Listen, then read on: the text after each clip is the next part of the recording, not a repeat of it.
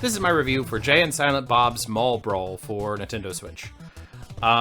So it's a retro-inspired beat-em-up kind of a brawler. Definitely inspired by Nintendo games, old 8-bit NES beat-em-ups. Games like Double Dragon and the original River City Riot, River City Ransom, that's the name of the game. Those kinds of things, 8-bit. There's definitely references to Kung Fu. There's references to like all other kinds of games, as well as everything in the ViewAskew universe, the Kevin Smith movie universe. You get a lot of that in there as well. Graphics-wise, it's basic pixel art. It's good pixel art, but it still feels very basic. I'm gonna go ahead and give it like a 5. I feel like the graphics could be better. Obviously, they were going for a very specific aesthetic. Actually, you know what? I'm gonna bump it up. I'm gonna bump it up to a 6 because they had different graphics options. You had arcade style, and then you also had like home console style. So you had like a slightly better color depth, that kind of thing. And then you also had a console port. And then you also had different types of scan lines to emulate the CRT. And then you had different border options. There were a lot of visual options in the game. So I'm going to go ahead and bump that up to a 6 a little bit because of those things. But overall, your basic pixel art, pretty standard stuff.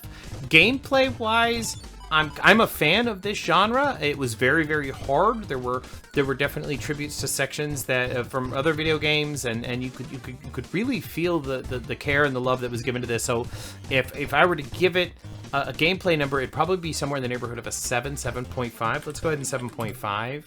I feel like 8 might be too high because anything in like 8 or 9 is gonna have better elements to it, more complicated combos. One of the big drawbacks for me is that they did try to style this game off of Nintendo Entertainment System, not 16-bit. They wanted specifically 8-bit, but the control system they had was actually a 3-button control system. You had a punch, a kick, and a jump as a separate button. And you had R and L as kind of other options that weren't necessarily related to gameplay, but it did make use of the controller. But I felt like, how do I put it? I felt like they should have stuck to a 2-button layout. If they wanted it to be a true Nintendo game, they should have stuck to a 2-button layout. An attack and a jump, and then that's it. Double Dragon style. If that's what you were going for, do it. The 3-button thing, I like that you had other buttons, but you might as well have gone all the way if that's what you were going to do. So you can't have one or the other. Audio-wise, the music was good. It was kind of jammy, but at the same time, it was very repetitive. The levels kept going. If you kept playing the same level over and over again, you were going to hear the same music. It didn't really change. It wasn't very dynamic. Overall, the sound was good. It wasn't great. I'm also going to give it a 6. Story-wise, there isn't a story. According to the thing, you've sabotaged a game show at a mall, which is, of course, Truth or Date from the movie Mallrats. And you bump into all the characters from the movie. So I want to give it a high score because it pays tribute to not just Nintendo games, but also the ViewAskew universe. And being a fan of both, I saw a lot of references in there. It's like, I understand that reference. Lots of puns, lots of great jokes. There wasn't a story to the game itself.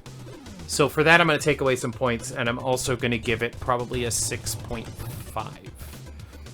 Okay, this brings the average score for Jay and Silent Bob's Mall Brawl to a 6.5. I might round up to a 7 if I'm feeling generous, but a 6.5 is probably where it belongs. It's better than average, but it's not a great game.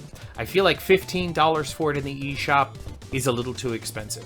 I feel like for this kind of game, as small of a game as this is, it's not worth 15 bucks. If it was 10, or maybe even 5, if it was 5, yeah, buy it, fine, great. Yeah, if you love beat-em-ups, you love retro games, buy it for 5 bucks. 10 bucks is kind of on the fence. You gotta really be a fan of the genre, or be a fan of Jay and Silent Bob, and their universe. But beyond that, I think 15 was just too much. I think 15 was too much. It was too high of a price point. There is a sequel game coming out, developed by the same people, so I have high hopes for it. I feel like I feel like this aesthetic works well, and I feel like the next game, as long as it's not more of the exact same thing, it's just a carbon copy, I think the next game is actually going to be a little better. But we'll see how that turns out.